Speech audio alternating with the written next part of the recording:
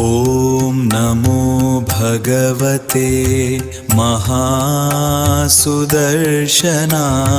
वासुदेवाय धन्वन्तरये अमृतकलशहस्ताय सर्वभयविनाशाय सर्वरोगनिवारणाय त्रैलोक्यपतये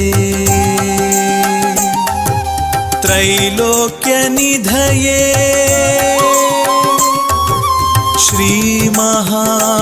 श्रीमहाविष्णुस्वरूपा श्रीधन्वन्तरि स्वरूपा श्री श्री श्री औषधचक्र नारायणाय स्वाहा।